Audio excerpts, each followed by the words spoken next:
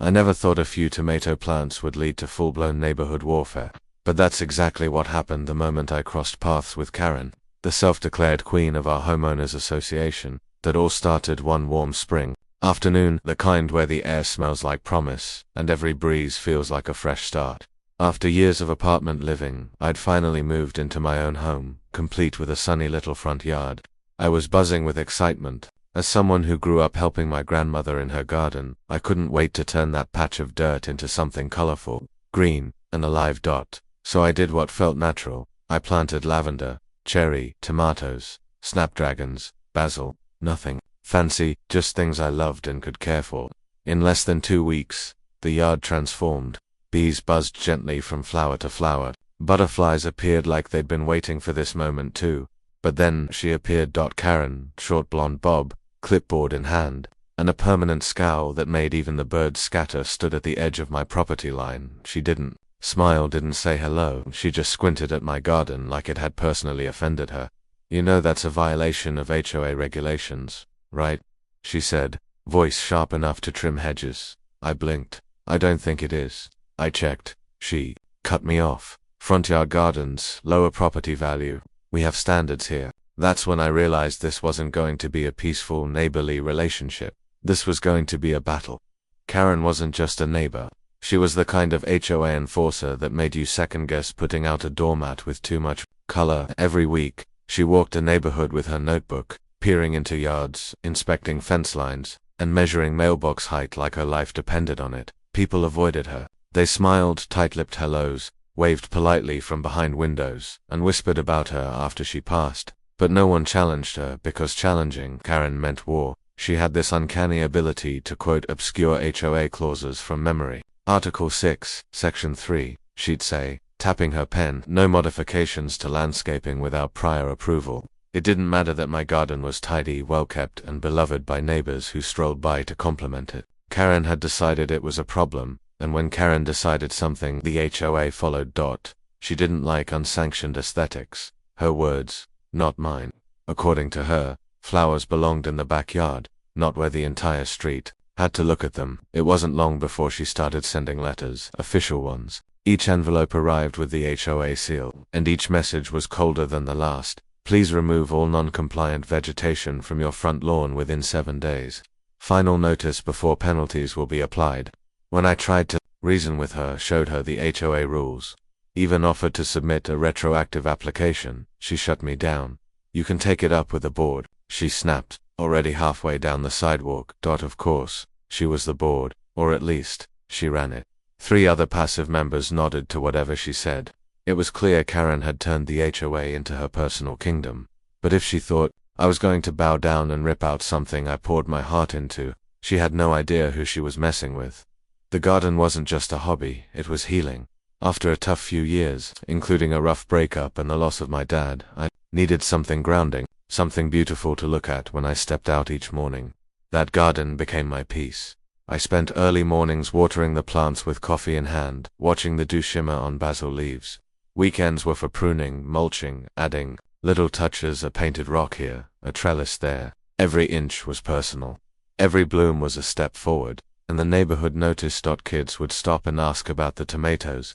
One elderly couple even left me a note, "Your garden makes our walks feel like a fairy tale." That single note stayed pinned to my fridge. I documented the garden's growth online too.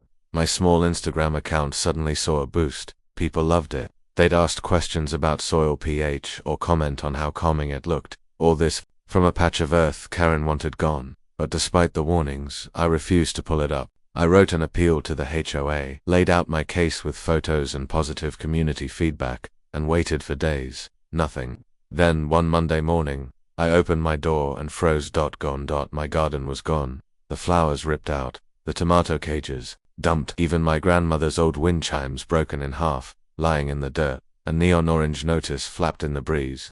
Unapproved landscaping removed in accordance with HOA enforcement. I didn't cry, I didn't scream, I just stood there.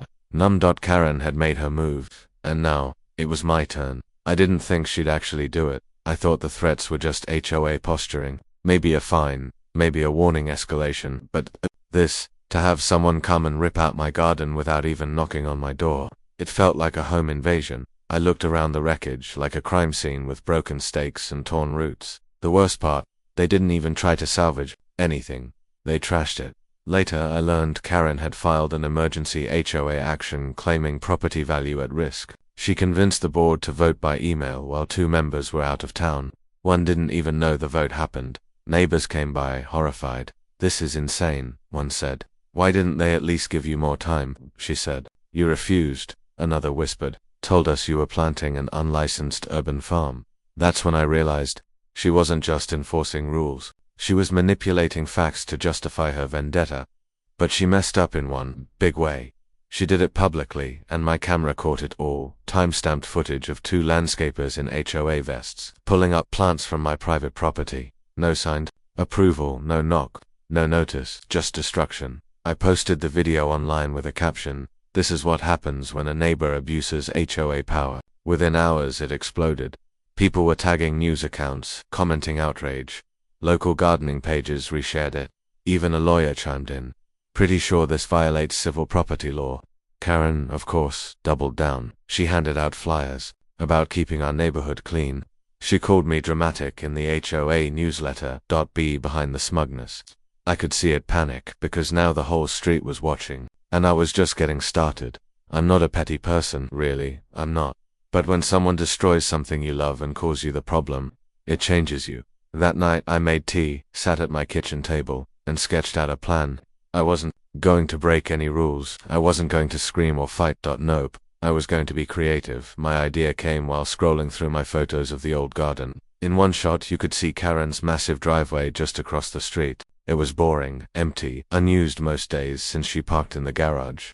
And just like that, inspiration struck. I'd bring the garden back, but not to my yard. To hers. Legally. I researched every HOA loophole. I found the clause that allowed temporary community enrichment installations if approved by a board member and non-permanent. Guess who was still technically on the board? Me, as a non-voting alternate from when I first moved in. So, I filed the form, under installation purpose, neighborhood beautification, under location, public-facing space, temporary placement. I selected the nearest public strip to Karen's driveway, technically HOA land. She maintained. And it got approved. She didn't even read the application. It began at 6 a.m. on a Saturday. I had a truckload of potted plants, raised garden beds, solar lights, and decorative fencing delivered right to the patch beside Karen's driveway. Legally, it wasn't on her property, just so close it might as well have been. By noon, a lush, vibrant, colorful garden stood in full bloom. Sunflowers leaned toward the street. Cherry tomatoes hung heavy. Lavender lined the border. Neighbors came to help. Turns out, no one really liked Karen. She fined me for wind chimes. One muttered while placing petunias. "This feels good." By the afternoon, people were taking photos.